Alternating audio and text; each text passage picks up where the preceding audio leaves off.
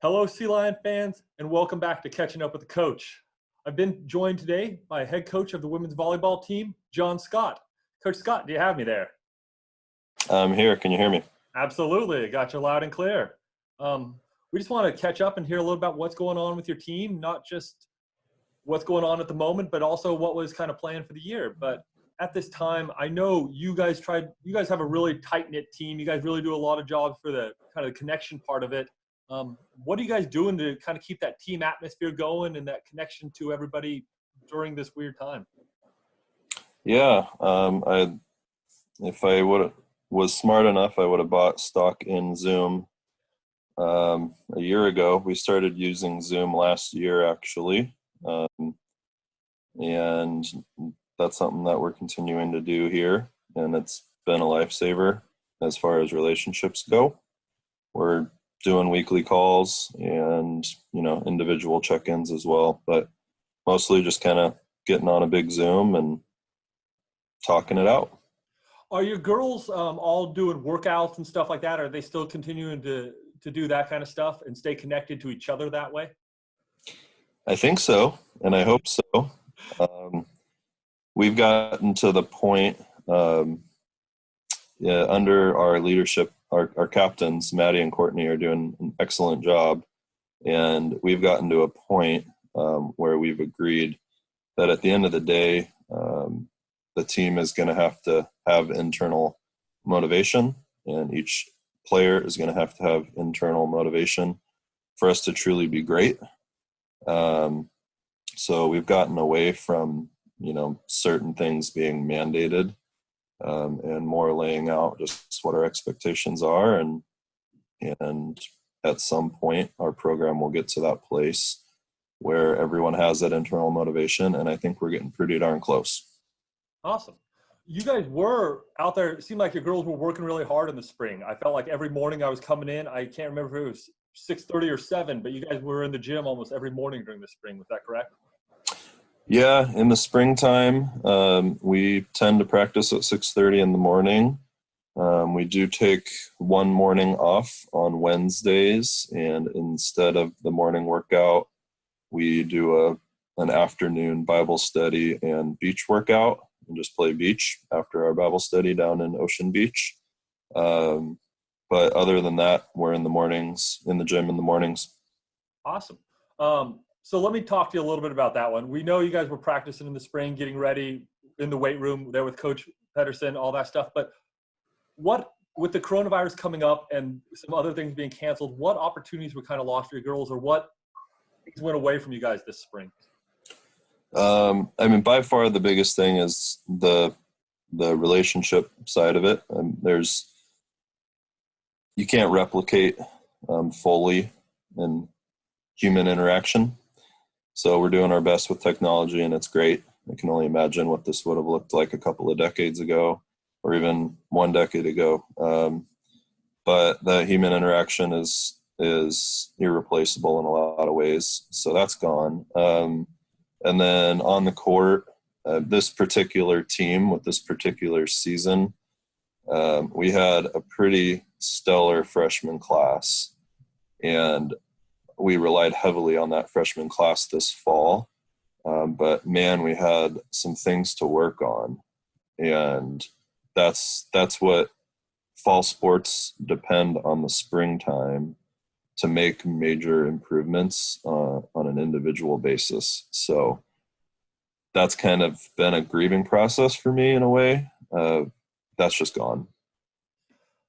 As you mentioned, some of that opportunity is lost, especially for, like you said, the chance to be together to really do that stuff. But are you guys still all are you gearing everything to being back on the court together on, we'll say, whatever it is, August 15th or whatever that date is in mid-August?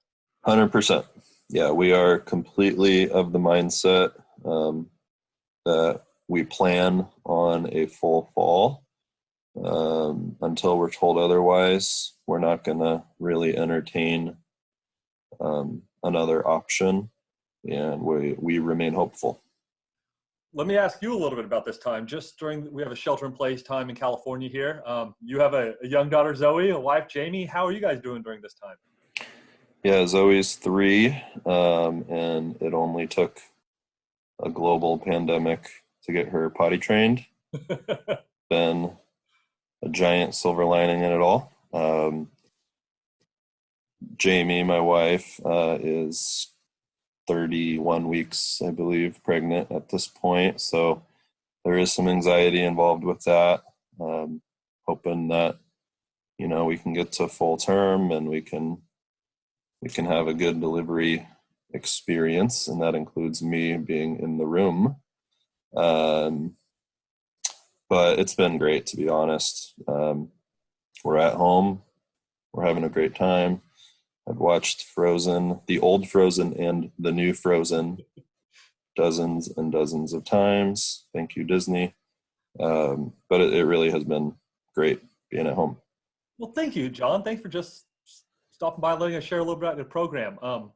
I know there were some of the tougher questions I had for you. I've actually put together a list of quite a bit more, which I was going to kind of call a lightning round to kind of fire at you.